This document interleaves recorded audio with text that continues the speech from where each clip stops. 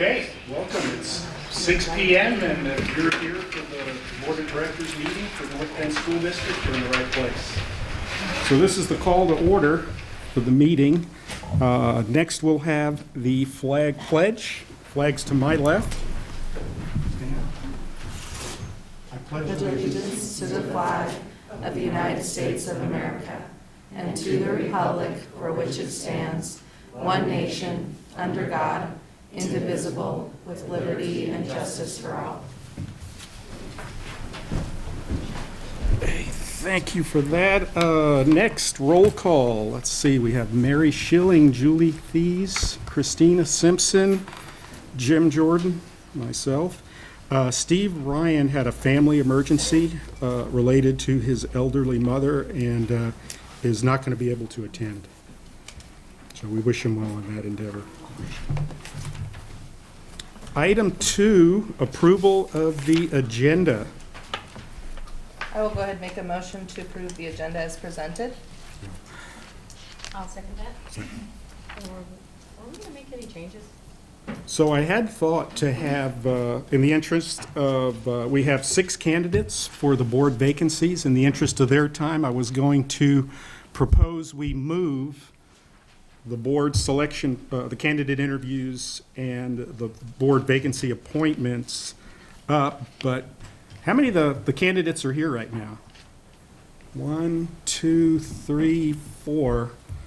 So I think that there's 2 missing, and I think that's might be Elliot Adams and Hira Hamad. So just to be fair to them, we will leave the agenda as it is because they may be planning on coming a little later. Okay. So I hold do have on. a change on 5D, the contract renewals, non-renewals. I just got the supporting documents on that, so could we maybe just briefly discuss that? I think when we get to that agenda item, if it's okay, we'll provide you just a little bit of background information and just kind of answer any questions and just keep it as part of consent agenda rather than pulling it out separately. Does that sound fine? Okay. But we can do, before we do the consent vote, we can talk a little bit about that. Okay. Okay, let's do that. Okay. Okay. So there was a motion and then a second to approve the agenda as it is. So all in favor, say aye. Aye. Aye. Okay. Unanimous vote. Item 3, public participation. We have one. Okay, thank you. Rayleigh, oh, let me read this first. Hold on, Rayleigh, let me read my part. Sorry. I'm ready. The board welcomes comments and questions from the public. If you wish to address the board, please fill out a public participation sheet available at the table by Mia and give it to the board secretary. We ask you limit your comments to 3 minutes. If more than one person will be addressing the same topic, I won't finish that because I think we just have one. Yeah. So yes, Yeah, Rayleigh that's Cousins. just me. Yes, ma'am? Okay, I haven't received the work session, it was an executive session, the regular meeting. It was the work session that talked about a letter that had to do with an Oregon law. And I just wondered what happened with that. The one thing that this is not on the agenda, so I didn't know if I should even address it. But, anything to do with religious references, of course, this is we are a public institution, and so that's all I have to say about that. So I don't know whatever happened to the letter. Maybe it's just still working on it. And I wondered what was even being done. I wasn't quite sure about that, but that's my only comment. It has to do with that letter. It took me by surprise. Thank you for the public comment, Rayleigh. It's still being worked on. Okay, I thought it might be. Okay, item 4, communications. 4A, board reports and communication. Kevin, you're going to cover the 3A basketball tournament? Just the comments about it, or? I can make it quick, I can Okay. add a little bit to that. Great, I'll let you do it. Okay, 4B, student representatives to the board. High school representatives? I think they are busy with the 3A situation. Okay, gotcha. No Taylor tonight, okay. 4C, association reports. North Bend Education Association report. Eva Varga.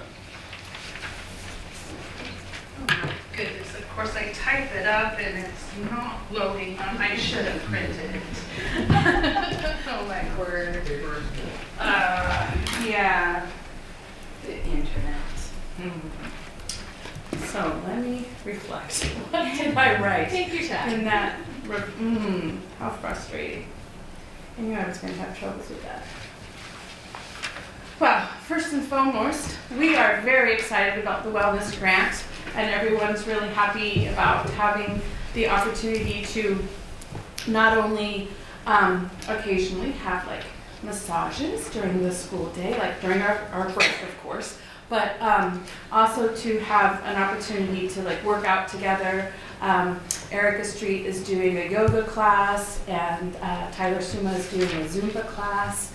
And so these are after school hours, but you know, doing fitness or taking care of one's self is often neglected, and being able to do it with a group of people makes it much more fun. So that's really a positive experience, and everyone's enjoying that. We're hoping to get some more groups, maybe a running club or hiking club, to come and be involved in that as well in the future perhaps. But also some social activities. There have been like some socials at the back alley, and there's been painting classes at Josie's Art Lab, and so that's been very positive, and so we're really thankful for that opportunity that the grant has provided. What else was on that page? Behaviors and student disruptions have been a consistent problem across every building in the district. There have been students that have disrupted classes for extended periods of times, where the elementary classes have had to lock their doors, and the students in the hallway tearing posters and bulletin boards down. Classes have had to vacate their classroom, for over an hour. So where does a class go during that time, especially in the winter? You can't necessarily go outside. So these behaviors have just in part because students haven't, transitioned back into the regular school day after the COVID pandemic. But there's also the Kairos is full. There's a lot of students that Check In, Check Out has been working with, and they're overwhelmed with the work that they're doing, and there needs to be some other solution. So just expressing that, I had it worded so much better on my paper. The science building at the high school would really like to have hot water. That would be beneficial. Cold water now. What, do we got a hot water heater out, or?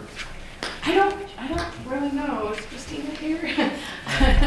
I have not heard of that. Yeah, I know that they're actually collecting data. And that she has a thermometer in one of the bathrooms to take the temperature throughout the day. But yeah, there's no hot water in the building.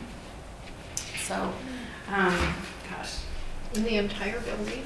In the entire building, that's my understanding. Yes, I don't work in that building, so I can't talk specifically to that. But We'll reach out. yeah. Maybe it's loaded. See if it's loaded.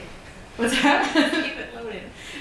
I don't understand why it's not there. I'm not on Wi-Fi. I'm just trying to live whatever. Goodness. I will never rely on my phone again.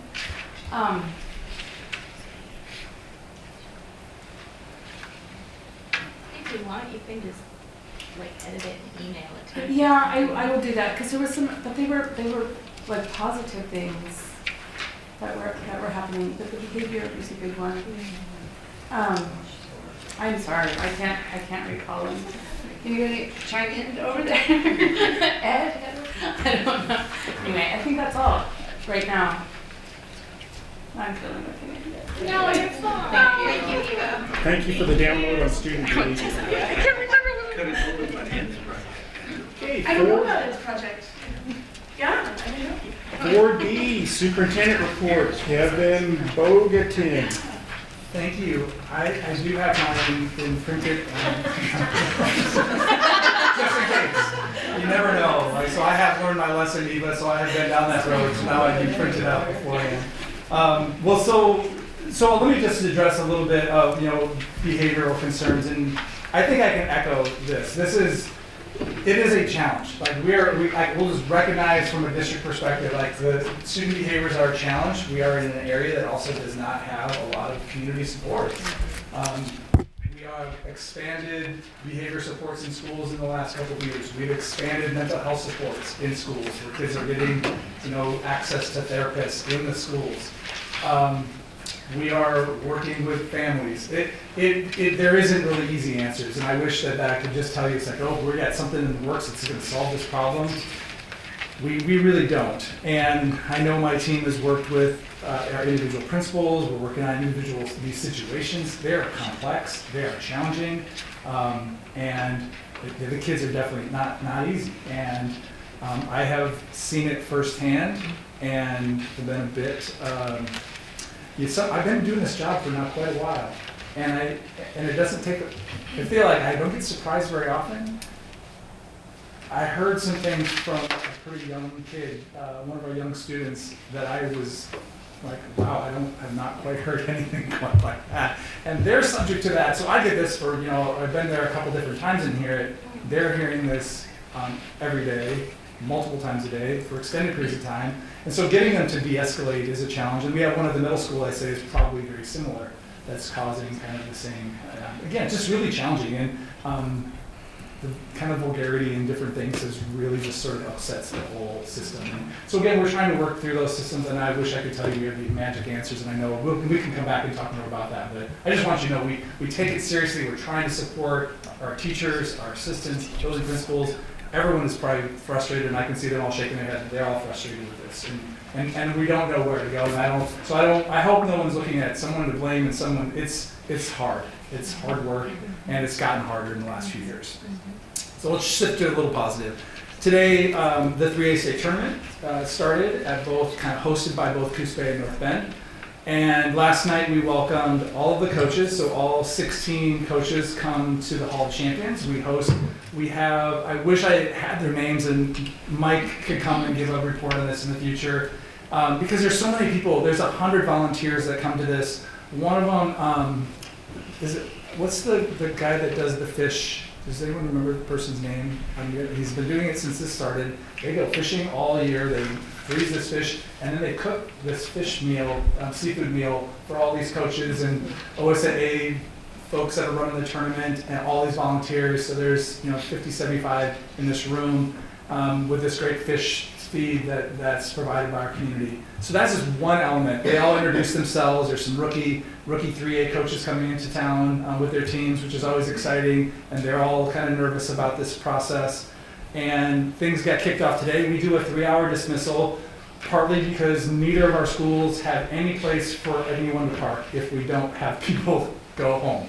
So one of the things as we try to host these tournaments is to be accommodating to OSAA as well as these teams and their fans, so that their experience here is very positive.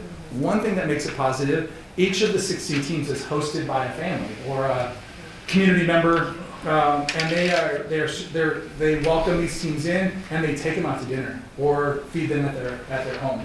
And so it's a pretty significant contribution from our community. Makes it a very unique experience here in our area.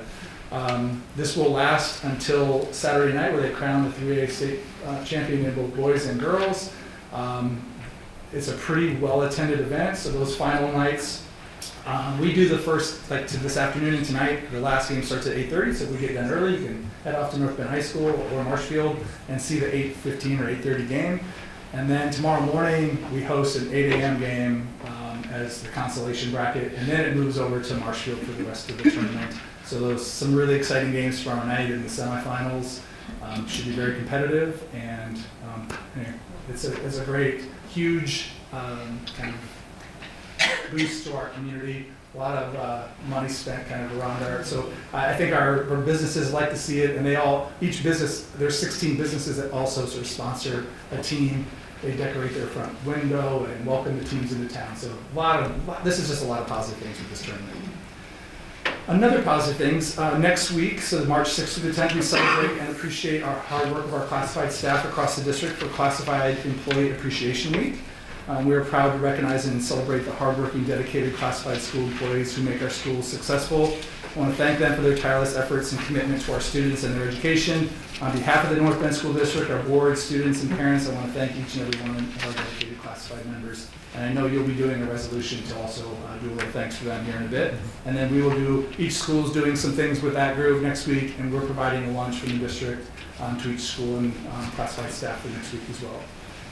On February 14th, a group of regional educators and community early learning partners, including Board Member Simpson, participated in a meeting to talk about expanding pre-K options in the North Bend, Coos Bay, in the area. Most folks know that we have significant challenges in serving preschool education here in the Bay Area. And currently, Coos Bay, which opened up a program a couple years ago, has 72 pre-K spots and 28 children currently on a wait list. So that just, even with a program, you build it and they will come, and there is more that are waiting to have spots. Coos Bay added their pre-K program, taking advantage of the state's Preschool Promise program, which offers free, high-quality preschool to Oregon families who are living at or below 200% of the federal poverty level in Oregon. Sadly, that program is not taking additional grant applications until 2024. I think they wait until this budget biennium is passed to see if they're going to fund Preschool Promise, so that's what we're waiting for to see this next biennium. There is definitely a lot of excitement around this and interest by this group to expand offerings in the area, explore possibly some what they call mixed delivery, which I think is really us partnering with someone like Head Start or partnering with our local tribes to try to figure out kind of unique, creative ways to either offer space or programming. Our next steps are to identify some possible space options, reach out to the governor and Senator Merkley to help ensure state and federal funding, and then we'll gather again in the coming months to continue this work. This week we are also, or this month, we are also celebrating the beginning of Women's History Month. So Women's History Month is an annual event that began in 1981. It's celebrated throughout the month of March in the United States. It's a celebration of the contributions that women have had to history, culture, and society. The event originated in the United States in 1981 and has since spread to other countries. The aim of Women's History Month is to recognize the achievements of women in fields such as politics, science, literature, and the arts. It is a time to reflect on the struggles that women have faced in the past and the challenges that still remain. Each year, the Women's History Alliance selects a theme, and this year's theme is Celebrating Women Who Tell Stories, which recognizes women, past and present, who have been active in all forms of media and storytelling, including print, radio, TV, stage, news, and social media. Women have had a profound impact on K-12 education and continue to do so. You might have heard of Maria Montessori. It's an Italian physician and educator best known for the philosophy of education that bears her name, Montessori. The now famous Montessori approach is a system for teaching young children in which the fundamental aim is self-motivation, education by children themselves. In addition, this past June was the 50th anniversary of Title IX, one of the most significant pieces of civil rights legislation in American history. That legislation was co-authored by Patsy Mink, the first woman of color elected to the U.S. Congress. What kind of impact did she have? Prior to passing of the 1974 Title IX legislation, just 300,000 girls nationwide participated in high school sports in 1974. Today, 3.5 million girls participate in high school athletics. So thank you, Patsy Mink. During the past 2 weeks, we've all been keeping close tabs on our local weather. As winter hits the region, bringing cold temps and plenty of precipitation, I have been having far too many 4 a.m. wake-up calls. We begin our assessment of roads at 4 a.m., knowing that we have food service and custodial maintenance staff who start their day by 5 a.m. or earlier. Occasionally, the decision to cancel is fairly easy. I would put probably last Thursday into that category. When we woke up, a few inches of snow was already on the ground, and then it kept snowing throughout the day. So it's like confirmed, canceled, yes. pat yourself on the back, I guess. A more challenging day is like Wednesday, where cold temperatures created, so this I'm just talking just the other day, some slick places, but overall the assessment was it was safe to children to walk to school or wait on the side of the road for the bus. Student safety is our #1 driving factor in making this decision. And I'm in contact with superintendents throughout the region as we discuss road conditions with our transportation directors and facility staff who are all out driving kind of different parts of our community. On days like Wednesday, I want to remind everyone that just because we're running a normal school day doesn't mean that there aren't hazards and some potentially dangerous conditions, possibly leaving your driveway or heading down the many steep hills in the region. On these particular days, we make our best overall assessment and do a little hoping and praying for the best. No crashes, no incidents. I did hear of someone falling, going to their car in their driveway, and we know that those things still happen. So I always hope that no one gets hurt. I want to thank Tracy Lang, our family engagement specialist, who helps get the word out to families. Also a huge thank you to Tammy Heikus and Mark Keckel, who they're also up at 4 a.m. to drive roads, offer guidance and feedback to me as I work through to try to make a decision by 5 a.m. So keep my fingers crossed for warmer temperatures and the gentle tropical ocean breeze of North Bend.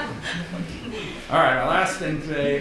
Every 2 years, well, I think this might have been annual at one time, but we gather a group of school representatives from both unions and our administrative team to review and make recommendations to the annual school calendar. Recently, we have been adopting 3 years of calendars, and so that I don't think this has probably come to you last year, so it will be coming to you this year. So the 3 years kind of assist staff and families in long-term planning. So this year, we're going to make a slight change to the 23-24 calendar, pretty minor, when we bring that back to you in April. This year, we're not going to be bringing the calendars for 24-25 and 25-26 because of conversations that have happened during this up to this point to allow more time for this committee to study a district-wide either semester or trimester calendar. So currently, we have high school and middle school follow a trimester calendar, and our elementary schools follow a semester calendar. Regionally, Coos Bay and Southwest Community College follow a semester calendar. So the committee is going to be meeting a few times from now with a goal of bringing a recommendation for future calendars and this trimester-semester issue resolved. It does have implications on kind of a lot of things. So it makes sense to probably get to one calendar, but they all need more time to sort of work out. And so by January of 2024, a recommendation for the next bit of time will come. So that's sort of the update on calendar, but we will be bringing the updated calendar, I think, in April. So you'll see that. And again, just a slight change. I think the only thing that we're changing, just so people know, is the Oregon in-service. There's a statewide in-service date. It's sort of unofficial as I talk to the state about this. But it's generally the 2nd October, and in our calendar when we proposed this, somehow we got the information it was the first Friday in October, and so we're just moving it to when the state said it isn't really a state thing, but typically school districts do the 2nd Friday in October, so we're changing that. And then I think everything else will be the same. So that's my report for today. Thank you. Yeah, Kevin, I want to thank you for the great report. On the 3A basketball tournament, it reflects great on the community that we 16 teams come and there's a business and a family that takes them out to dinner. That really reflects well on North Bend. And I was just watching the news a couple nights ago. I think it was the Coos Bay Chamber of Commerce or Visitor Center estimated it brings in between 500,000 and $1 million. Pretty big range, but it's a lot of money. Yeah, and I should probably already also mention there's the Oregon Coast Adventure. That welcome group put together these bags. They have all these different giveaways and gift certificates, tickets to I think the museum in Coos Bay, as well as Charleston is a new member of that group, and so the Charleston, I think, Aquarium Museum, they also get tickets to that. So these students that are coming, they play a game each day, but they have some free time, so some opportunities for them to go visit some areas in our community is also part of it too. And so that group does a ton of work. They have these huge gift bags for these coaches that they walked away with last night. So yeah, a lot of, again, the stories are endless around the people volunteering time, greeters, and it's just all the food donated to coaches and players officials, because again, this is a big event for high school officials as they come into town. It's sort of their culmination of their year as well. So, yeah. Really cool. Thank you. Yeah. And thanks for the comments on student behavior and follow-up to Eva Varga. It is a reoccurring theme that we hear. It's a nationwide theme. If you saw an article recently in Corvallis, so some folks that I know, there was a staff walkout recently by staff due to increased student behavior at the middle school. I'm not saying anything that isn't public, so I'm not trying to throw my colleagues under the bus there, but it is an issue that is everywhere across the country, and I think if you had my superintendent colleagues here, they'd all be saying the same thing.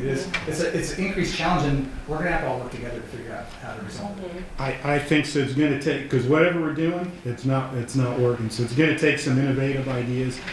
And to Eva's point, I think it really impacts teacher satisfaction and retention. Because when you see why people leave the industry, student behavior is mentioned quite frequently. So thank you for that. Okay, moving on, agenda item 5, action consent agenda item. And Kevin, before we move on that, 5D contract renewals Yeah. / non-renewal. I guess there was 2 snow days last year, or not, last week. Mm-hmm. And I don't know if that impacted things coming out, but the Yeah. board just got that list. Lots of this evening, factors so. why that didn't get to you in time, so I apologize for that. So it is important that you pass this. So there is ORS 342.815 is sort of provides us with some overview around renewal, non-renewal, which requires the board to receive notice of renewal, non-renewal of contracts for contracted teachers and administrators by March 15th of each year. So annually, as you're on the board, you will see this come every year in March. It lists all of our teachers and administrators in renewal, non-renewal. And it is a kind of a process that, again, occurs throughout the year through an evaluation process. And that can take some specific questions. There is some reasons that it was delayed as we try to kind of pull together some last minute information that was a bit changing. And so I think what you have today is the most accurate, up to date, that needs to be approved for tonight. But are there any questions about this more than what I just said? Without getting into specifics of kind of each of those. So I have some questions. So the written notice goes to the teachers on March 15th, and then when does that go back to the district? So by the time you have this now, so it's required written notice that they get it, that if we're doing a renewal, non-renewal. And so if there's a non-renewal in this, that written notice has already occurred. And so we've already met the obligation under this. If we don't pass this tonight, for example, and it's not approved by the board, every contract in the district automatically renews. So that's by statute. So that's why it's important for us to do this process. And then we do send out an intent to return. So they've been renewed and now they attend. And that typically is by April 15th that they need to return that to us. So that sort of starts the next process is we do renewal, non-renewal today. We send out messages to all of those contracted staff, and they tell us by April 15th that their intent to return for this next cycle. And then we begin again.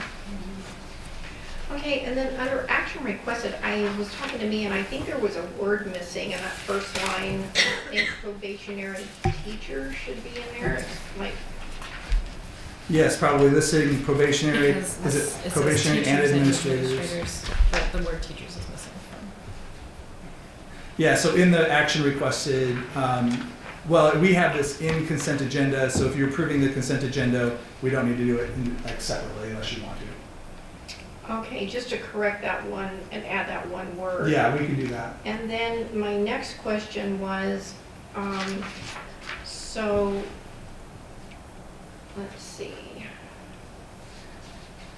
So who are the actual administrators? Are these are these school employees, or are they in the office, or the 3-year administrators?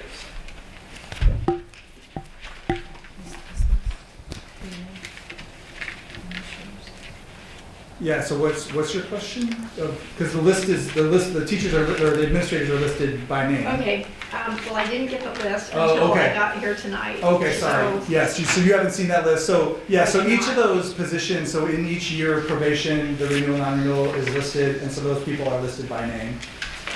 And every contracted employee in the district is on a 3-year probationary status, so they do kind of year 1, year 2, year 3. After year 3, so after, and again, really almost effectively after this meeting, they become contracted after, in their 3rd year. So kind of from this April 15th forward, they're considered contract teachers and contracted administrators, which in essence, like in probationary, there's just some things in law around how we go about that evaluation, dismissal, termination process, and once they become contracted, there's a bit of union oversight, protection, and support if we go down that pathway with a contracted teacher. So that's kind of the difference that occurs. But each year you do the approval and they kind of move to the next level. Okay, and then another question I had was the listed temporary teachers being non-renewed without Yeah. prejudice. Yeah, so when we hire anyone, I think after school begins, we have kind of standing practice, they're hired as temporary. And so they are treated like any other teacher in our district, but they are not considered contracted. And so their contract ends. So we basically we put it on here, and I don't know if that's even required by law that we have it that way. We just want to make sure that this is super clear, that you're temporary. The non-renewal is not because of any kind of performance issue. It is, we don't know if we'll have budget for that position, or we added it late in the year, and so it's temporary. If that position again is open, they'll have to reapply. And again, if they've been successful in any of these roles, they'll have a job. So again, if anyone was in the audience or listening to this, if you're a temporary employee, you've gotten positive feedback, you're going to apply for the job, there's a good chance that you'll be hired. No guarantee. Again, I would just say there is no guarantee, but we've had more limited pools recently and some more openings than we can often fill. It takes us kind of most of the summer to fill all our open positions. So again, I feel like it's definitely, if you are a contracted licensed teacher or administrator, you have probably lots of options to consider. Does that help? Yes.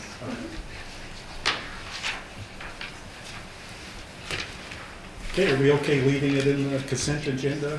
Yes. Is there a motion regarding the consent agenda? Do we have to consent agenda?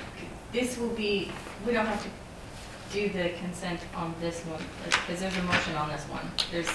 I think we included in consent agenda, so if you just do Okay, approve the okay, consent so agenda. we're all- it will okay, be then approved. approves this as well. Okay, cool. Yeah. All right. Let me find it. Somebody else gonna have my computer's failing Ava's phone.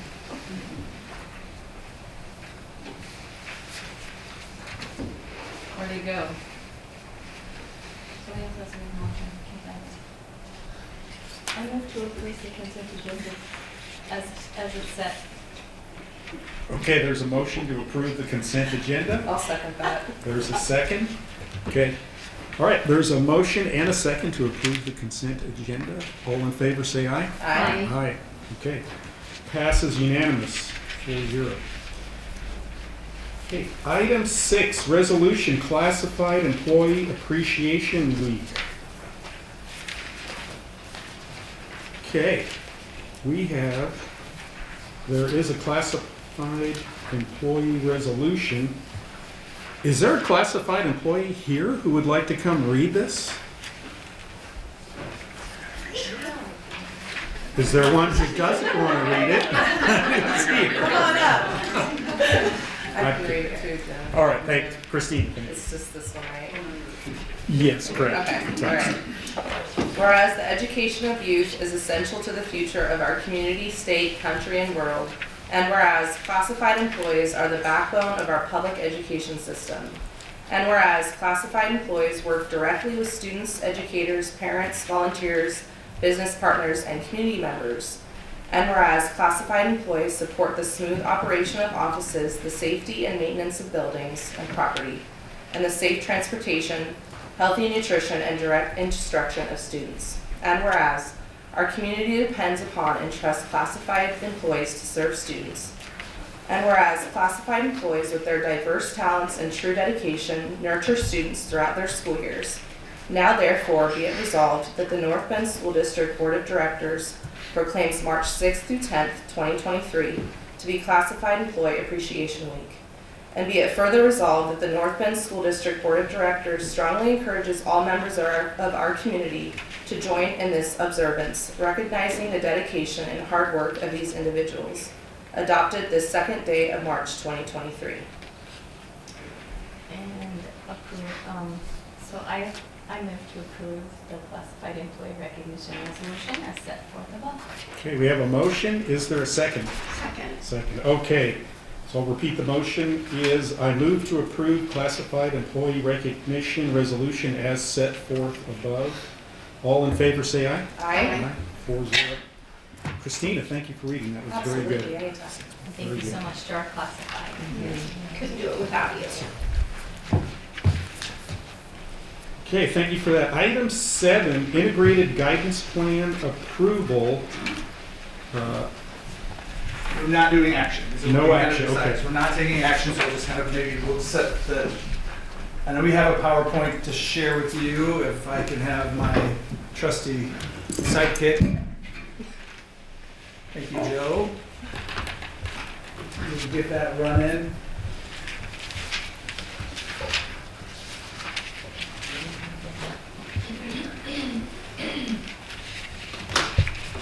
So we did say action item, and I think, again, it's been a busy time, and I think this snow days and a lot just caused us to not be able to get all this done as quickly as I would have liked and get this to you, last Friday when you get the board packet. So what our plan is today is give you this overview. You're getting a ton of information. All of it, this also was just released from the state yesterday. So March 1st is the first opportunity we had to see the planning, and we've been working on it ever since. And a lot of work has been done up to this, so it's just we're formulating all this into the system and format that the state wants it. So you're seeing a bit of that tonight, and we'll walk through this together. Do I get to? You can. Okay. Whoops. That didn't work. I think I went too far. How do I go back one, Joe? All right, contents. Okay, so this is what we'll be talking about. This is the purpose of this, some background, our planning team, some different aspects of this plan, an overview, and a little bit of next steps. So that's kind of our agenda for this. We want to make sure that we share what this team and the work that we did in this community needs assessment and gathering around what's been prioritized, a little bit of how we came to this plan, how a bunch of feedback that we recreated, and eventually we need to seek board approval. So this is required to have board approval by March 31st, which is when the deadline to resubmit this. So we will come back. You'll have this presentation. You'll have all the documentation to look at. Everything's online if you want to see a bit more.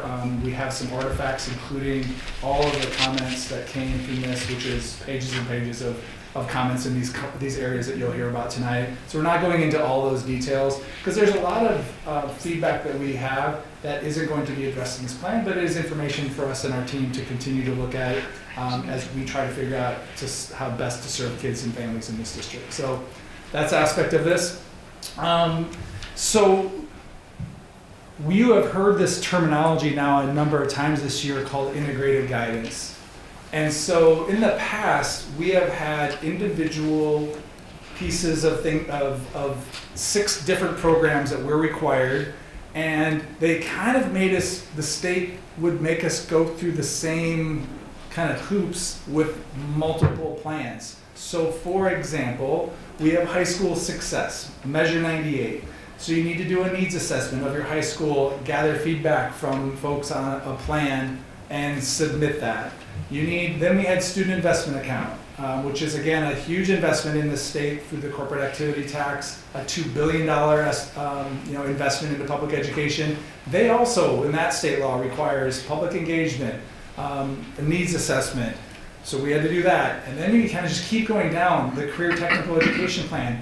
We have Perkins funds to receive those funds, it's $30,000 for the district. We're required to do a needs assessment, gather input from our CTE staff and students and parents and the community, and develop this plan and submit it to the state. So all of these have that. And so you kind of see the common elements, this continuous improvement cycle, needs assessment, get feedback, focus in on, and again, I think one of the change that the state has created through all these is, hey, we are supporting you with some finances and resources. You need to be meeting the needs of kids who are historically not successful in school. So a lot of this is all geared towards, great, you're graduating 70% of your kids. In our case, we're graduating 85% of our kids. So what are you doing to support the 15% of our kids that aren't graduating? What are you doing with kids who aren't meeting reading standards in 3rd grade? What are you doing around 9th grade on track, which is sitting at 67% this year? That's the focus around what do we do in investments to make sure that all of our kids can be successful. So one of the things that you won't really see in these plans is how we address like accelerated learning.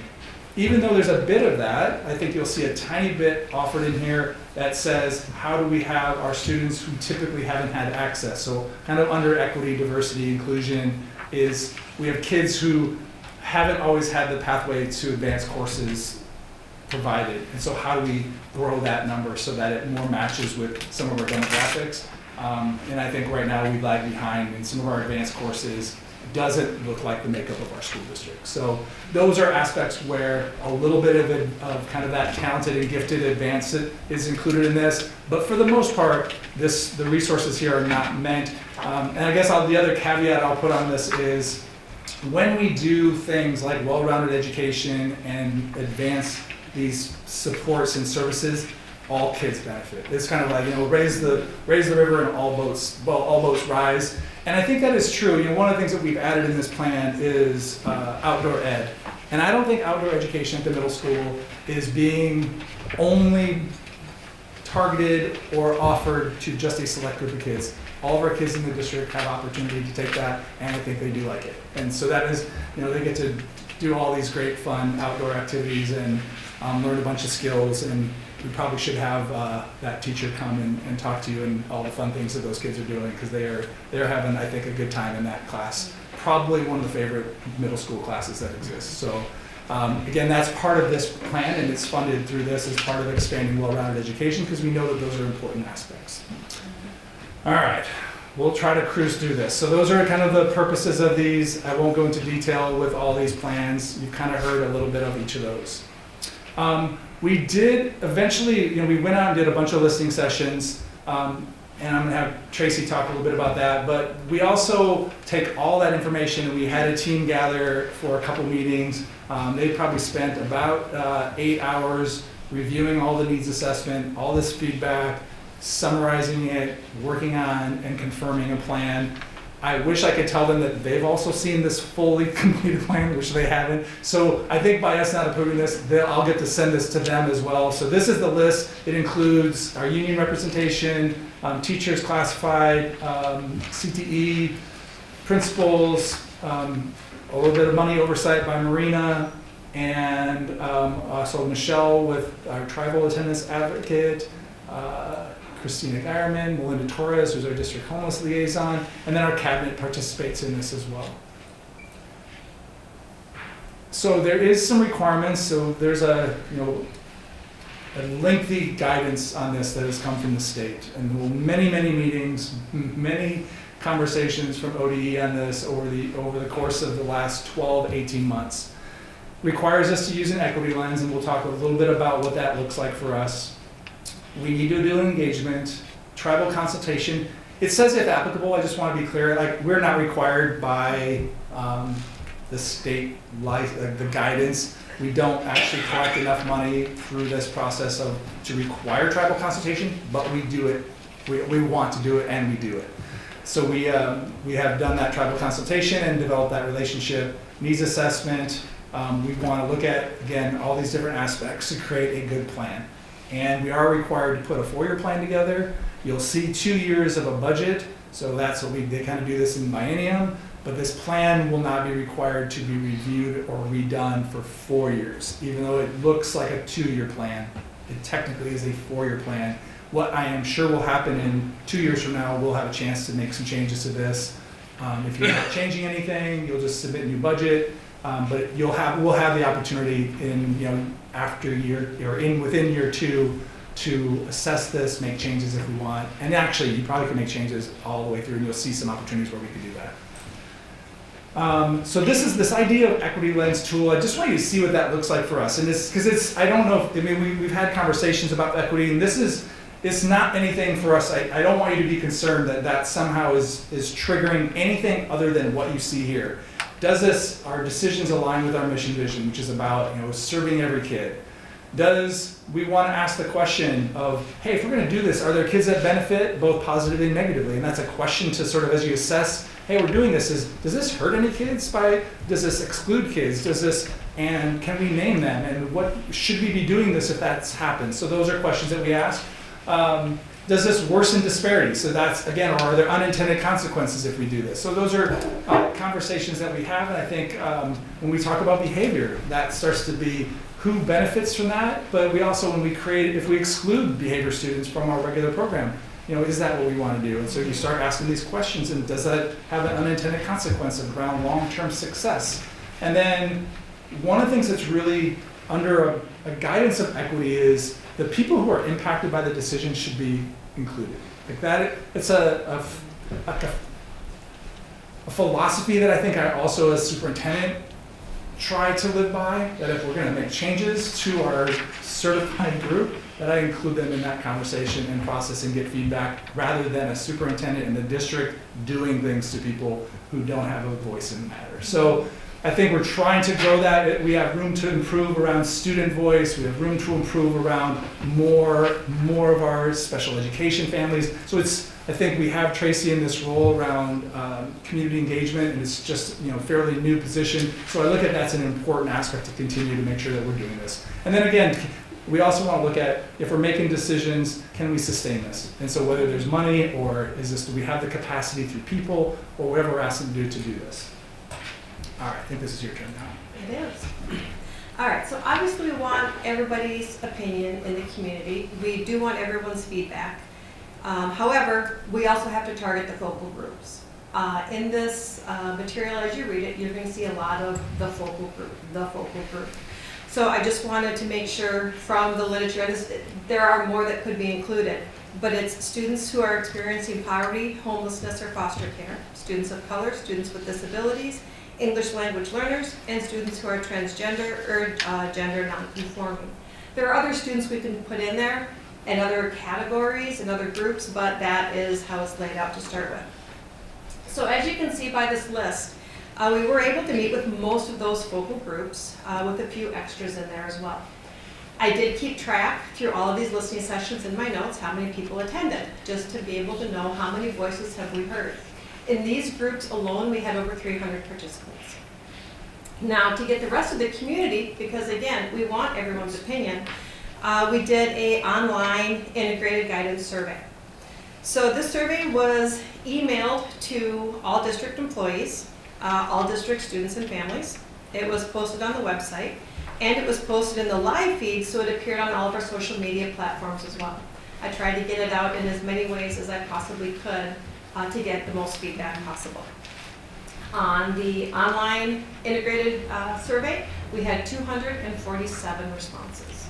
So when you look at this literature and all of the pieces that have been combined, we had about 550 voices in this production. All right, next. Okay, now this picture is actually from a board work session. And this work session actually kind of kicked off our integrated guidance initiative. So as you will probably recall at the session, we first heard from all the building administrators. And then everybody at the meeting took, I think it was 5 Post-it notes, and wrote concerns on there. Once all of those things were combined or compiled, they actually fit into these 5 categories. And what was kind of amazing, once I got all of the data compiled from the over 500 voices we heard from, the categories matched. And the 4 categories that we came up with were, in general, academic, CTE with all dead, safety, and then culture. And as you can see by that other one, it matched what the board felt as well. So now what you're seeing are the broad categories, and you'll see some more in the next slide as well. But academics, I thought was too broad. And I wanted to make sure that as people were looking at this and as the groups were looking at it as a data source to make decisions by, that it was organized well where they could really get to the basics of what was offered. So I did subcategories. So I broke things down into different areas so it was easier to read and people could get more out of it. So what you're seeing on the screen on this slide and the next are all of the different categories that we have. So once all of the data was divided into these categories and subcategories, we brought it to the planning team. We had 2 meetings. So at the very first meeting, the planning teams were broken down to even smaller groups, and they discussed each category, and they came up with their 3 top priorities in each. So we had their 3 top priorities for academic, for CTE, for all of those areas. Then at the second meeting, a week later, the teams reviewed the previous goals, decided which were applicable and which needed to be modified or removed. And then once that was done, the teams reviewed the priorities that they had come up with and started creating a new plan.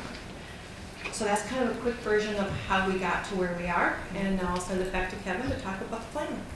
All right, so this sort of matches with our previous plan as we looked at outcomes and goals, that these priorities emerge, and these are not new, right? So this should look pretty familiar around improving reading and mathematics performance, improving pathways to graduation, linking CTE, some focus on school culture. So this is safety, social emotional learning, diversity, equity, inclusion is a piece that's included in this, partly also required by the state and required in this work.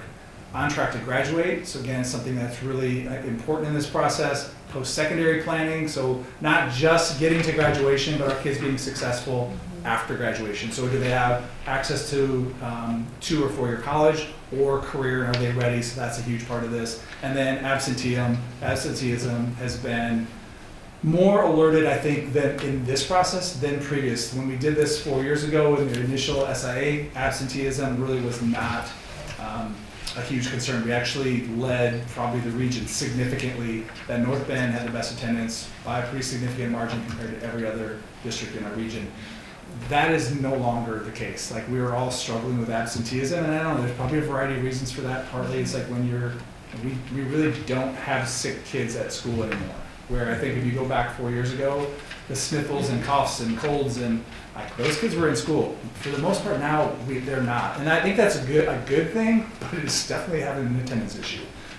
So it's something for us to continue to monitor and watch, and how do we get kids to return to school, especially after this whole pandemic and being away. We are still struggling with this. It has gotten better. It is better this year than it was last year, but it is definitely an area that we'll be spending some time on. So our intended outcomes really match with those priorities, and so you will see us looking and monitoring some of these same aspects, and we'll give you more details around that. There's a huge data piece that we're tracking for each of these that is part of this process. And so there's 8 different outcomes. It just matches with those plans. And so I want to get to some of these different strategies. So a lot of the strategies that you'll see here, and there's I think 3 slides of this, that a lot of them are the same. So I just want to read them out loud because I'll be like, yes, these are the same. So additional social emotional learning, that was in our old plan, it's in this plan. K2 class size reduction, targeting 20 students, it was in our old plan, it's in this plan. High school alternative pathways, which this is around graduation coaches and bridges, in the last plan, in this plan. Extended day opportunities, in our last plan, it's in this plan. So the bridge program between educational levels, so that's really helping support entry to kindergarten, entry to 8th grade, or entry to 9th grade, entry into 6th grade, part of our old plan, part of this plan. Transportation, that was in our old plan, we didn't really address it, just due to some kind of financial, but it is still something that it came out as a huge concern, is we look at offering extended day, they're probably all shaking their heads that kids can't participate because we can't get them there or get them home. I guess we have them there, we can't get them home. So buses or vans or something, like, we need to be creative in trying to figure this out, so it's part of our plan. middle school introduction to career technical, I would say that was in our old plan, not really fully experienced, so it's still in there. We want to do that to really get kids excited about CTE. We're doing outdoor ed, there's some opportunities maybe there, and we've done a little bit of CTE introduction, but it is something that it came out really clear is if we want to grow and support CTE pathways, it has to start before their freshman year. They're already making decisions as 8th graders around forecasting, and if you don't take construction trades 1, you don't get to construction trades 3 or 4. So getting that interest in construction trades has to happen before they enter or in their 8th grade, in that middle school time, elementary time. So it's something that for us to really, that's an area to grow, and there's some resources there. Safety security in the old plan, it's in this one. High school academic tutoring center was in the old plan, never really took off. We're doing some virtual tutoring. There is still an interest thinking if we can do high quality tutoring is a strategy and that our team believes in. There is some social emotional learning, professional development, Character Strong, that was in our old plan, it's in this plan. Professional development for diversity equity was in our old plan, is in this plan. K-12 professional development on closing opportunity gaps. I would say this is specifically added, that more focus on K-12 professional development and behavior. So behavior support, and I don't know if that's listed specifically, but we are, and I think part of it, we're looking at providing some behavioral more support, not necessarily through this plan, but through some other resources. And we just got a correction from the ESD, and I think $72,000, that was sort of, we got overcharged basically. And I asked Marina to put that in a separate account as we look at budget that will specifically go to help support, kind of, because we're adding some staffing to behavior support, so let's add the professional development. It's not in this SIA plan, which our team wanted, because we couldn't put everything in there. So they're getting the additional bodies and people to support behavior, and they wanted training. They're like, we can't really have the adults without the training, so the training is going to come through another funding source. A literacy data support specialist for the middle school in our old plan is included in here. Behavior support classified staff, that is additional in here. And so at the elementary level, they requested 2 additional staff members for each building. That is included in the plan. They hadn't heard that, so they're smiling. So yes, we made that work in the plan. Family outreach support was in our old plan, is in this plan. And then there is something else that maybe I missed one thing in this, that because if you look at key investments, there is in this around mathematics, we have a mathematics interventionist, and I wish I could tell you exactly what that's going to look like, but I think they're going to be providing mathematics support for secondary, both middle school and high school, provide some classes potentially for some smaller group intervention types of things, or ensuring there's intervention. Do you want to add some of that? What that would look like? They're going to be looking at the data, and they're going to be looking at the STAR tests and figuring out which students need extra support, and they're going to be building those supports. They're going to be helping support the math teachers to be able to implement those things, find times to pull the kids out, or how to build that in. And they're going to be supporting different ideas in the math classrooms, and when they're going to be working with new curriculum next year to help with projects and ways to get kids more involved. All combined, these investments, about $2.7 million in resources specifically going to trying to meet these needs. So that's North Bend School District, 2.7 million. 2.7 million Okay. annually. And the last thing I'll, on this sort of on the financial side, is they're requesting, or we have the opportunity to provide a tiered approach. And so this is a list of things that we have said, hey, if we can't do, because there's a lot of people in that, all those other previous, if we can't hire someone, because we want to hire high quality people that can do this. So if we don't hire them, we also, this is use it or lose it funding. So we want some backup plans, and these can be approved through this tiered approach by the state. And so these are things that I think fit within the scope of meeting the needs of our district. We heard this from our needs assessment. Classroom technology, a STEM teacher at each elementary is something that's been requested to really focus on science and offer kind of more well-rounded education. Curriculum assessment support. I don't know why some of those are listed twice. I think I think they're listed because there's benefit side of it, so I don't know why I forgot to maybe get rid of one of those. Professional development, that we want, if there's some opportunities for that. K-12 math curriculum. So again, that's a nice kind of one-time expenditure. We know we need some support in math, so math curriculum we want supported. If there's some money left over, as we do a purchase math curriculum next year, I think we're doing 9-12 this year. It's going to be K-8 or 6-12 this year. 6-12 this year, K-5 next year. So if we need some money and we're trying to spend SIA, we'll get this approved to do K-12 math curriculum. And then we've been doing ongoing safety and security upgrades. So I think this year we have probably $150,000 in that. I think this plan it's gone down a little bit because we wanted to focus on some of the other things that came out. And if there's other resources we can add to safety and security is what we'll look at approving that. I know this is a very busy slide, and I don't know if you can see that well, but the state is monitoring this. And so again, I think you see all these different investments. There is a pretty onerous process to get to even approving this. There is a committee of individuals that will be reviewing this, meeting with us, reviewing all of our strategies, reviewing all of our activities. In addition, we've had to create longitudinal performance growth goals. Those are available online. I think they might be available in the packet you got tonight for you to, not tonight, but you can review that. It's another whole presentation around, we're looking at 5 years of data and track records of where we are and trends, and then we have to create a baseline target.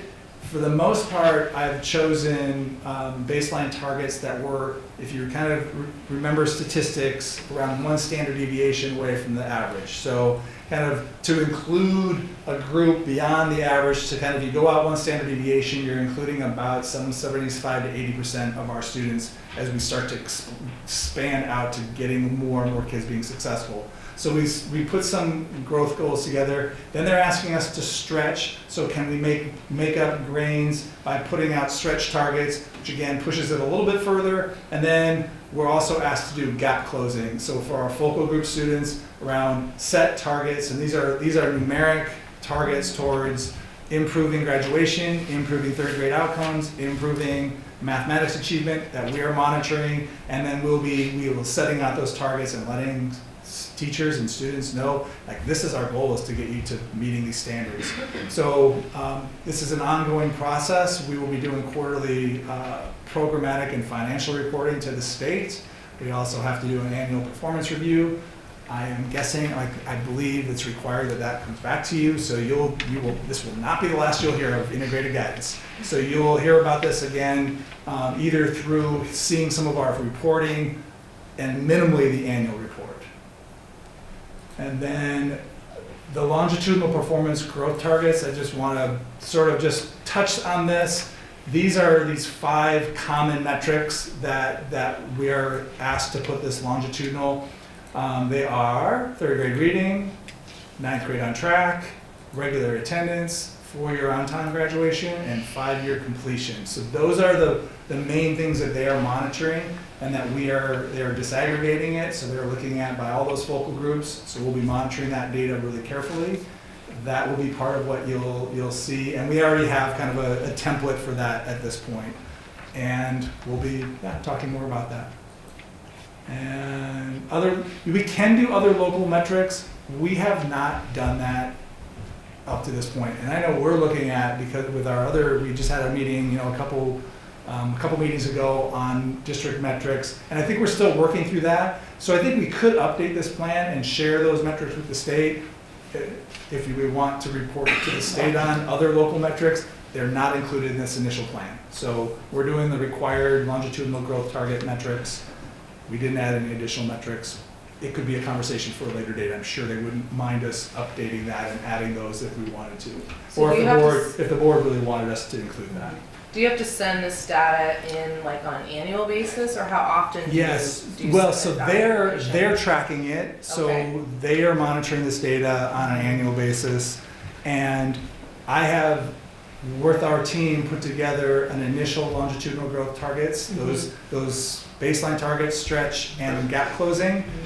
But that is done in cooperation with the Department of Ed. So they will be scheduling a meeting to review those with us and our team. And that'll probably be with more of a group of district or from this performance team. So it's a new category, a new pathway we're going down on this longitudinal growth targets. Like I said, it's probably worthy of a future agenda just to walk through those and just understand what those all mean. And again, I think we're looking at a lot of different data pieces, so I think it's a good thing. And we'll be talking more about it in the future. I think, if I recall, that is what happens next. So this window's open from now. So it opened yesterday. It's open through March 31st. You kind of heard back. We're going to come back on March 16th as part of our work session. It'll be a special session because you will take a vote on this on March 16th. So what I would request from you is questions that you have from tonight, and as you start to review this data over the next couple weeks, we'll get that out, our plan out to you right away and all this data, or we'll get you the link to the website and you can just look at this. Any questions that come out of that, please send them my way, send them to Tracy, and we'll try to answer our questions at least ahead of time, or prepare us for some questions, especially if there's some really bigger things that you want, or we might invite someone to attend on that March 16th meeting to help understand why we're doing what we're doing, whatever your question might be. We may have some new board members, so the same thing, they'll be voting on this, so they'll have the same opportunity as they're listening to this to review this and provide us questions, and then we'll answer those questions on the 16th, and then we will also do a public hearing at that time. So we'll announce to the public that this is available right even now. We've got a template, a draft of this. Please review this. On the 16th, we're doing this virtual meeting. Come if you want to testify. You can give us some testimony. And then I guess we can make any last minute changes to that plan potentially, and then it needs to be submitted by March 31st. Then the state will review it with us between April and June, and then they approve all these applications, and away we go. And everything is updated on the school district website under ODE state information. So I'll put it all there today. So it's essentially 2.7 million a year. 2.7 million. Yeah. Yeah, most of those, most of that's in high school success and the student investment account. That's where the bulk of the money is. There's half the things are not funded. So chronic absenteeism is state funded. It's funded at the state level. It is not something that the districts get resources for. So the main sources are high school success and student success. Questions that you have today? I know that's a lot of information. I saw the word grant in there a few times, so grants are involved in this? So these are all considered grants. So if we didn't submit this to you and do this process, we don't get the $2.7 million. And we go without the money. So I guess if you really said, man, we really don't like this, we're gonna say no, then we don't get the money. So I'm guessing we're not in that place. So, but it is possible. I don't know why anyone would do that, but I mean, maybe we do have a lot of really small districts in the state. This is a lot of work, and I can tell you, our little districts, Powers and Reedsport, and I mean, I have a team of people that have helped with this. I mean, thank for Tracy and a whole bunch of other folks and Mia. They don't have those people, and they're doing a lot of this on their own. And the questions, that is the same for everybody. It is 14 pages of questions that you'll have that we've had to spend time answering over the last couple months. So they're doing that on their own. It's a lot of work. As far as the budget that we get from the state, is this 2.7 million already included in that, or is it a little separate? That's a good question. It should, so it is in addition to. Okay. So when they talk about the $9.9 billion general fund, that is separate. It is not rolled in there. So this is on top of that to support, so which is why they're asking us to spell out these activities, spell out exactly how you're going to spend this money, and then we're held accountable to what we put in this plan. So if it's not in this plan, we don't get to spend money on it. So the general fund is much more open. We can do, Does some of the $2.7 million have to go to pay the staff to figure out all those things that they are requiring you to? our staff or Yeah. them. So ODE, as part of the student success, gets a huge amount of money. They have hired an army of people to oversee this and create all these rules and plans, and so they've spent a lot of money, millions of dollars. And then the ESD also gets some money to help us do this to some level, and so they also get a chunk of money. And then we do a little bit. There's an indirect that you'll see if you look a little bit closer in this. What's the indirect? 90,000? 98,000? So it's like 3.5%, something like that? SIA, the student activity is 5%, that's what the state allows. If you measure the high school success, 10% per year, it's usually about 3%. So we've expanded, and we knew this was happening when we did SIA. There's a ton of grant reporting, financial accounting, all of it's required by, all by individual level and like 4 times a year. So part of that indirect goes to have a little bit of extra staffing through our business department. So that's a bit of where that indirect is spent on.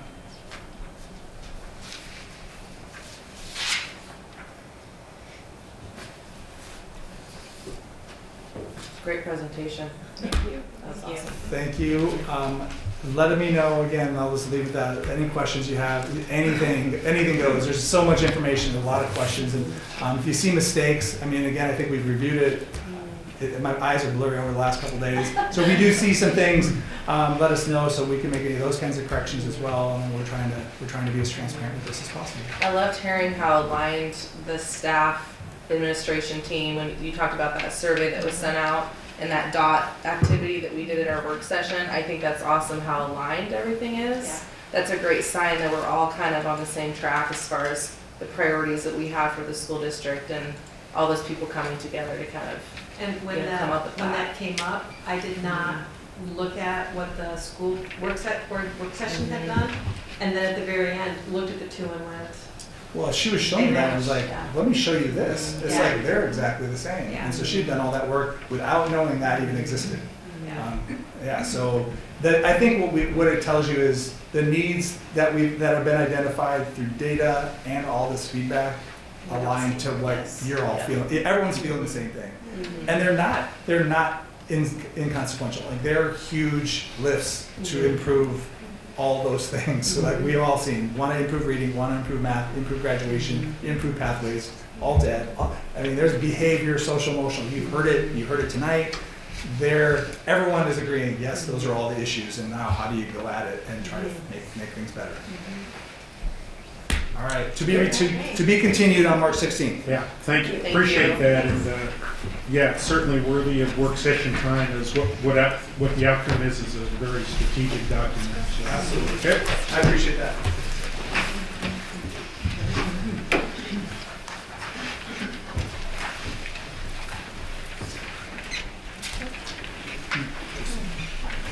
Okay, next up, we have board vacancy. So we followed a process and have requested potential candidates to fill out a letter of interest. Those candidates also filled out a candidate information sheet that had 8 questions. And so we had a total of 8 candidates that have done that, and I will read 6 candidates. Elliot Adams, Hira Hamad, Lachlan Kelsey, Nathan McClintock, Michelle Roberts, Carol Yardley. So tonight, we have those documents that the board has reviewed for each of the folks. Tonight we have the interview process, so there'll be 5 questions read. What we'll do, similar to the last time we did that, is it Tracy? Someone's going to escort the candidates outside this room, and then we'll take one at a time in alphabetical order. And Mia, the board secretary, will ask the 5 questions. Each candidate will have 5 minutes maximum to respond to those 5 questions. And if you've responded within 2 or 3 minutes and there's extra time, Mia will ask you, is there anything else you would like to share with the board with your remaining time? And you're welcome to speak what is on your heart. So, following the completion of, Mia, you got something? No, okay. Following the completion of the interviews, the board will make motions to appoint and vote on that, and we'll see what happens. So I would like to thank all 6 candidates for putting yourself out there, taking the time to fill out a letter of interest and the candidate information sheet. We appreciate that. So thank you very much for that. Okay, with that, It looks like Elliot Adams and Hira Hamad are not here tonight, so that would make Lachlan Kelsey our first candidate, and if our other candidates would follow Tracy. So I don't think, they're not required to be here, so I think you're still considering them, but you're not interviewing them, so. fair enough? Thanks, guys. Well, you can take a seat if you'd like.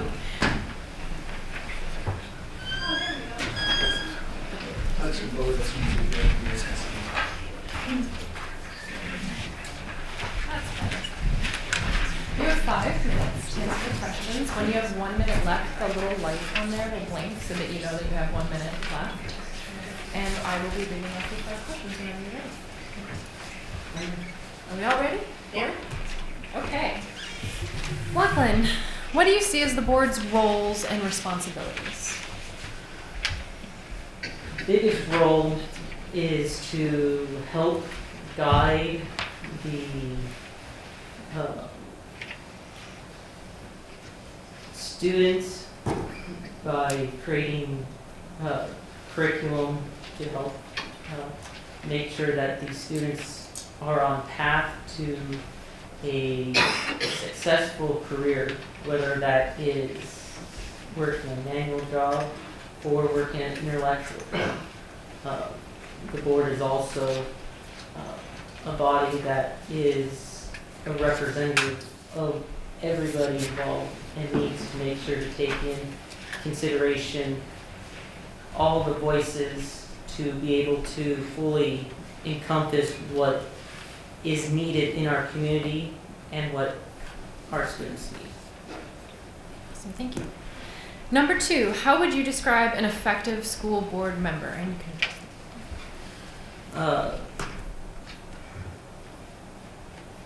to be an effective school board member, you really need to understand what you're actually doing, which is you're representing the students, you're representing not only the schools, but you're representing also Oregon as well.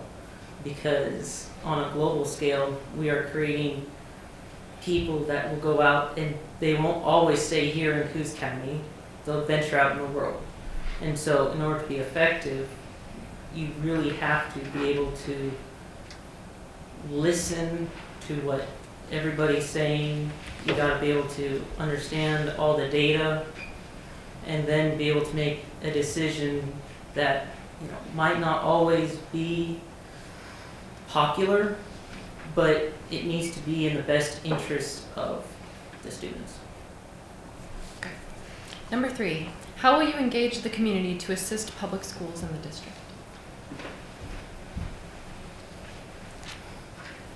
The biggest thing would be with engagement would be actually with more communication and being more visible, where it's hard when at the board meetings you're really the only time you're seen. And so being able to interact more with the community at different events and to be able to, especially like at school, at functions, be able to be recognized and be more able to be open for discussion with the normal individuals to get a more broader scope of what their ideas and how things are actually happening. Wonderful. Number 4, how should the district address underperforming schools?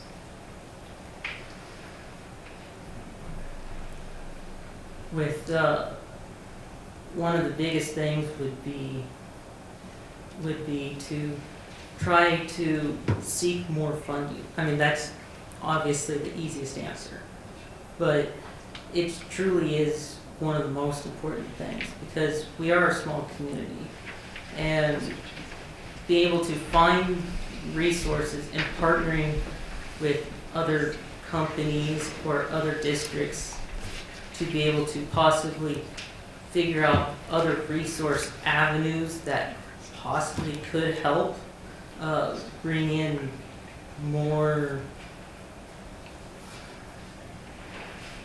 people or activities for our schools, because you have all these businesses in our area that at one time helped build the schools to make them really strong. And it's where they're not necessarily as many businesses nowadays or as large of businesses as we once had to be able to contribute to our schools. So finding that would be a very important aspect. And our last question, what will you do to become a more effective as a board member? To be just open and available, for anybody, and to possibly get involved with activities at school. Whether that is participating in assemblies to, there at graduation saying thank you. Awesome. Right on time. Thank you very much. Thank you. Thank you.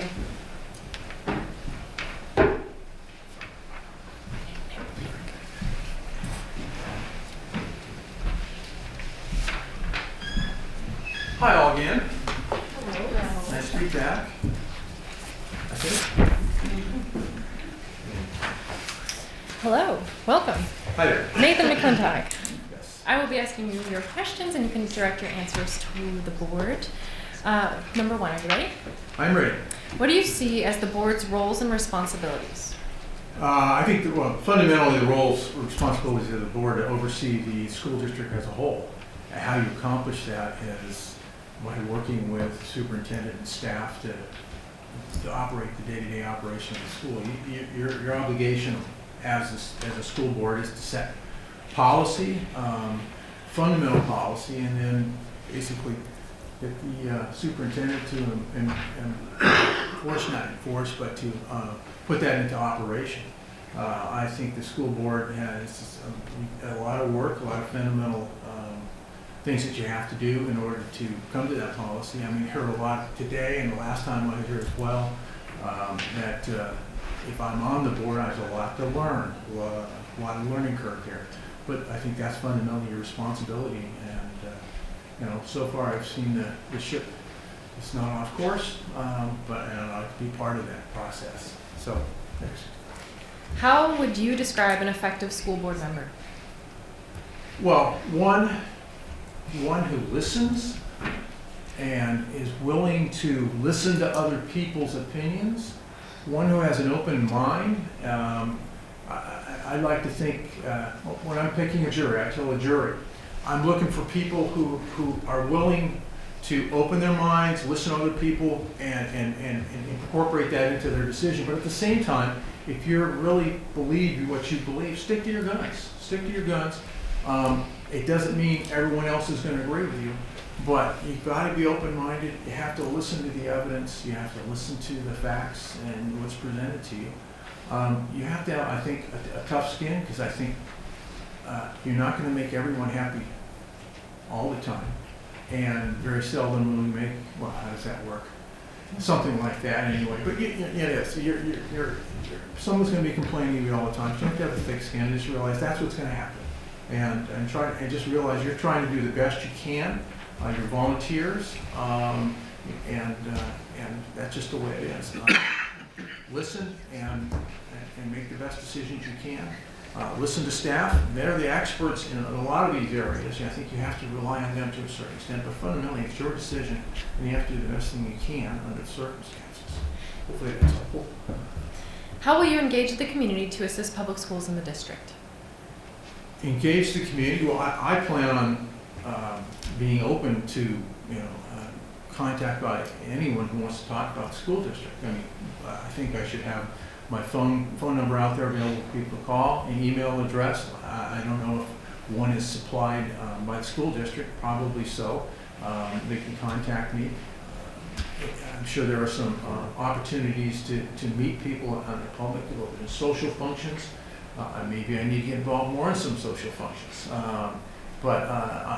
Just based upon my experience working with the city council of Coos Bay, is if you're on a board and there's issues out there, people will find you and they will talk to you. And again, that's important to listen to them. And you may not agree with everything they say, but they may have a good idea, and you can't have a closed mind about those kind of things. How should the district address underperforming schools? Ooh, that's a tough one. Underperforming schools, I think you have to look at the administration. Are they doing what they need to be doing? Fundamentally, why are they underperforming? Do they have the resources that are necessary? For instance, if they have a lot of kids with disabilities who aren't doing as well, whereas other schools may not have as many kids with disabilities that are bringing down the grade point average and such, do you need to shift some resources? You need to talk to the parents, get their ideas. Again, why in their perspective are things failing or not doing as well? I think they have to do all those things in order to try to assess what's going on. What will you do to become more effective as a board member? Again, I think there's a number of areas, a lot of them, that I would have to learn. But fundamentally, I think relying on the veterans to a great extent, because you have a more idea of what's going on. Listening to the people out in the public, listening to what they're going on. I think and I imagine there are some actual seminars that I could probably attend, whether virtual or live, to help educate you on how to be an effective board member. I think that's important. And just experience. Listening to people and remembering I'm not the expert, and I need to rely on other people who are more experts or who are the veterans, as well as staff that will lead the way. But fundamentally, as a board member, you're the one who's in charge, and you've got to make fundamental decisions. Great, thank you very much. Thank you. I have 17 seconds. What am I going to say? You are passed by 17 seconds. Thank you very much. Thank you.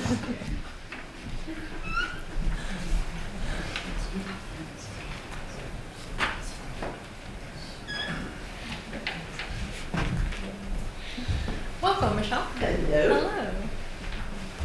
And Mia, I'll be reading your questions whenever you're ready, and you can address your answers to Okay. Ready? Yes.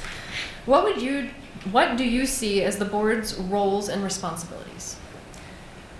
Well, I think I've answered these questions before exactly, but a person on the board is not only for the students, but also for the faculty and for the staff and for the parents. And that's one reason why I want to be on the board, is to be able to be part of the process of where the direction of our school is going and being a part of that process. How would you describe an effective school board member? An effective school board member is somebody who's able to listen. That's probably one of the biggest things. And being available, having the time to invest in your district, whether that's going to conferences, whether that's listening to parents, whether that's knowing what's going on at all levels, both grade school, middle school, high school, just being involved and knowing what's where the issues are and wanting to be a part of the solution. How will you engage the community to assist public schools in the district? Repeat that. How will you engage the community to assist public schools in the district? How will I engage community engagement? Mm-hmm. How will you engage the community for our schools? I have no idea. I guess having sessions where the community can be involved. I think this is a great opportunity for community members to be able to come to board meetings, to be able to have maybe the board members being available, meeting for coffee and asking questions, being available to listen to the community members, whether it's concerned citizens or parents, I'm not quite, I don't know. How should the district address underperforming schools? Well, that's one reason why I'm interested in being on the board, is to continue to make our school district not be underperformed. We do a good job, but we have a lot of work to do. I have had 4 kids in the school district, and I've seen a lot of really good things, and I see a lot of improvements that can be made. And so that's one of the main reasons why I am interested in being on the board, is to be just trying to help make our school district even better than it already is. By, I mean, there's so many different kinds of students. There's the college bound students, and then there's the struggling learners with very extensive IEPs, and I have both in my household. And so I think it's important that we value the education of all of our students, and make sure that they all are successful. And so, yeah. Question number 5. What will you do to become more effective as a board member? Well, I want to be a good listener. That's the biggest thing. I want to be a good listener. I want to work hard. Next year, my 3rd child is graduating this spring from North Glen High School. I will only have 1 child at home. And I'm homeschooling her this year, so I'm going to have all kinds of time. And so I'm looking forward to, if given the opportunity, being able to put a lot of time into the board and being here for our students and for our teachers and for the administration and for everybody. Wonderful. And you have a little time left, so is there anything else that you would like to share with the board? I don't know. Your presentation is the reason why I want to be on the board. There are so many different things that we're doing well and that we can improve on. And I just want to be a part of that process. So that's it. Awesome. Thank you very much. Thank you.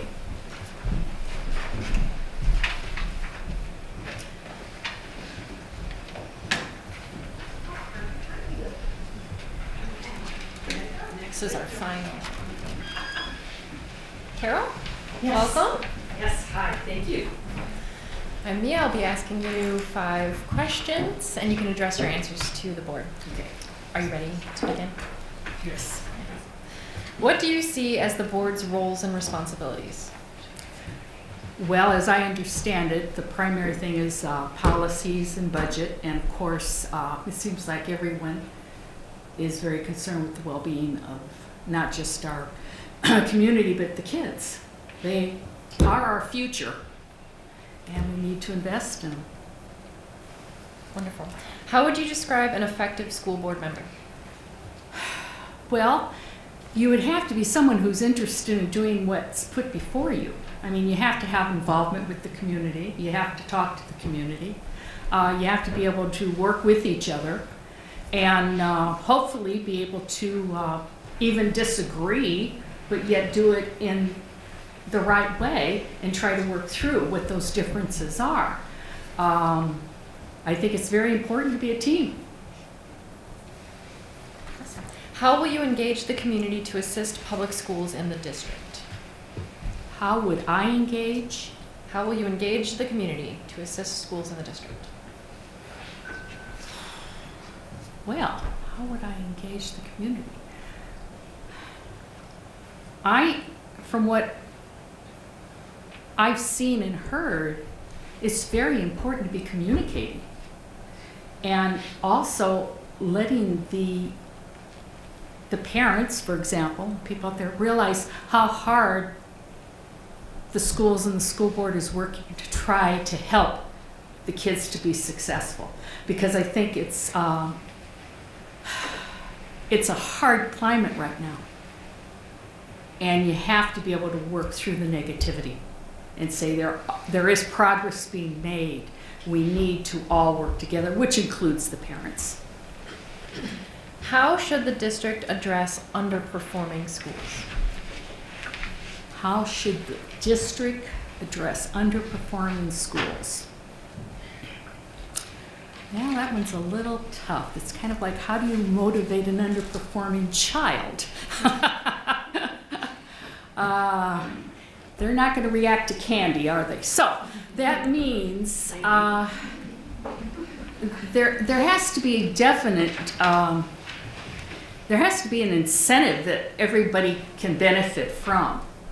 I would hope that in an underperforming school, we had enough teachers and people concerned with doing what's right for the kids.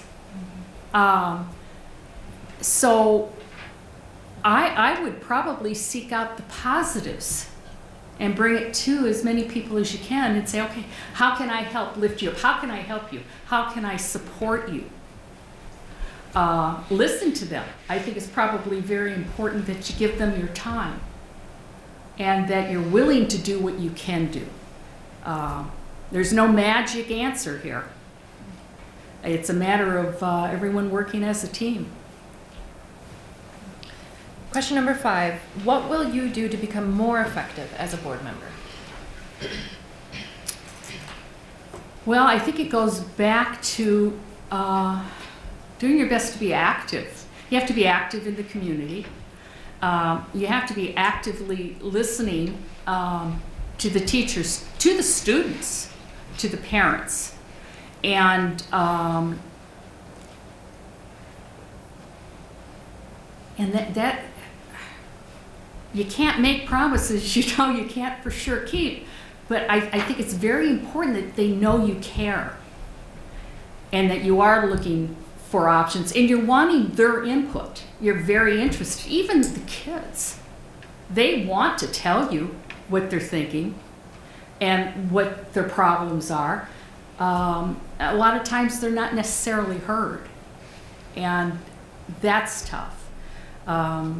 So I would think that it's primarily you just have to be involved and engaged, and in the so that's kind of a round circle thing there, but that's probably the best I could say. Keeping engaged and being open-minded, and I think people need encouragement. They need to, in this society and the way people are up against, they need to be lifted up. Okay, maybe we can't accomplish all this, but can we do this? And let's be happy with starting with an inch, and then we'll go to 2 inches, and then we'll go to 3 inches. And people need encouragement. Thank you very much. You are out of time. Oh, wonderful. yeah. Perfect timing. Thank you. Thank you. So I think all of our candidates can come, or do they Would you like them back in? come in the room? Yeah, they sure. Come on back. Sure.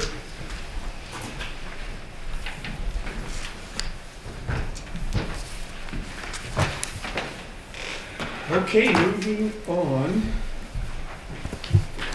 Still on board vacancy. The next part is, board members are welcome to make a motion to appoint a candidate that they thought they liked.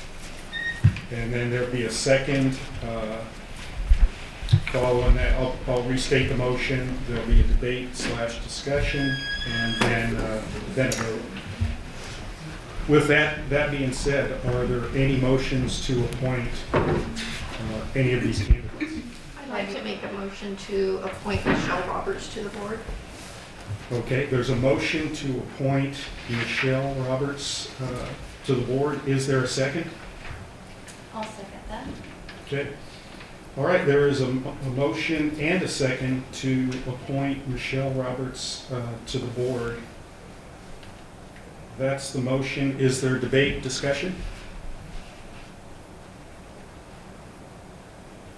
Silence would be a no. Okay. With that, we'll vote. There is a motion to appoint Michelle Roberts to the board. All in favor, say aye. Aye. Aye. So that was 4-0. So the result of the vote is 4-0, and Michelle is appointed to the board. Congratulations, Michelle Roberts. Okay, with that, is there another motion to appoint a candidate to the board?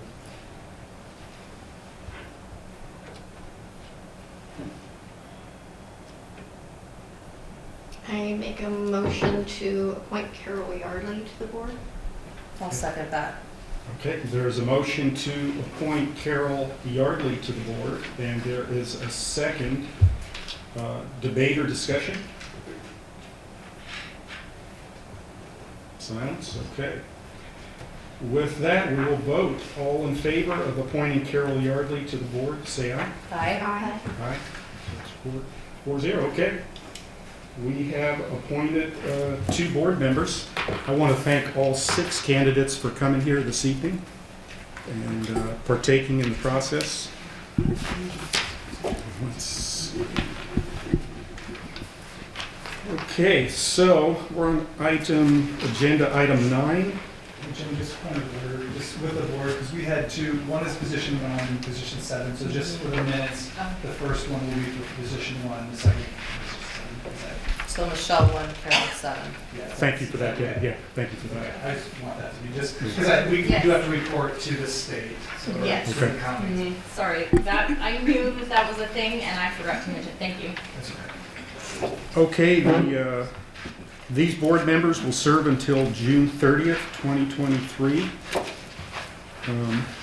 And with that, I guess if you 2 ladies would raise your right hand, or why don't we come seat you Yeah, they here? should come up here, maybe? Yeah, Can we do that? I've never done this before. Yeah, they just They come up in front of the. Oh, okay.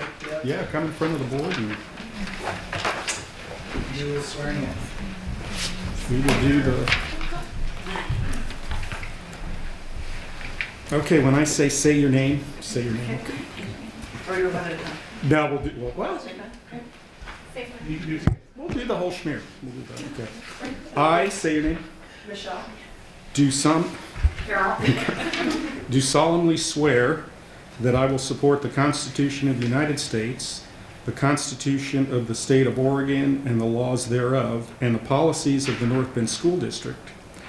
During my time, I will faithfully and impartially discharge the responsibilities of the office of school board members to the best of my ability and will bear in mind always the welfare of the children entrusted to the school district.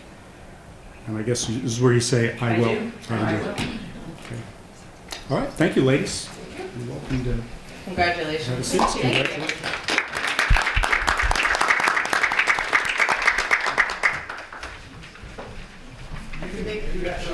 Yeah, you guys have a seat. Hey, Carol, where'd she go? She's getting her stuff. Okay, thank you for that. Agenda item 10, board comments. I just want to say thank you to all of the members, the people who, I would like to see all of your names on the ballot, please. Thank you all for your time and for applying, and congratulations to you too. Thank you. Okay, thank you with that. Agenda item 11. I see we have the, Marina, we have the second quarter financial report attached here. All right. Oh, it's not a presentation. Oh, it's not, It's not a presentation. information attachment. Okay, yes, thank you. I mean, I can wing something, but. No, you're I told her good. she didn't have to present. You're good. No, you're good. And item 11B, board work session, 2 weeks from today, March 16th. Agenda items include Evergreen Virtual Academy hearing, is that right? We will also have integrated guidance plan approval or review. And just a reminder, that meeting will be virtual, so we have Virtual Academy, so we'll get you that online information, so you will not be here. In the comfort of your home, you can go wherever you want to go, so we'll send you that link, and it will be available to the public. Obviously, there's going to be a public, so we'll make sure that that information gets out to the public for both the hearing. So there's a public hearing for the Virtual Academy and a public hearing for our integrated guidance. Okay. And if we have time, I'd also like to work in key performance indicators that has been working on, or our local metrics. So an update on that as well. Yeah. Yeah. That'd be good. Very well. Okay, with that, I don't believe there's an executive session, so we will close the open session at this time. Thank you.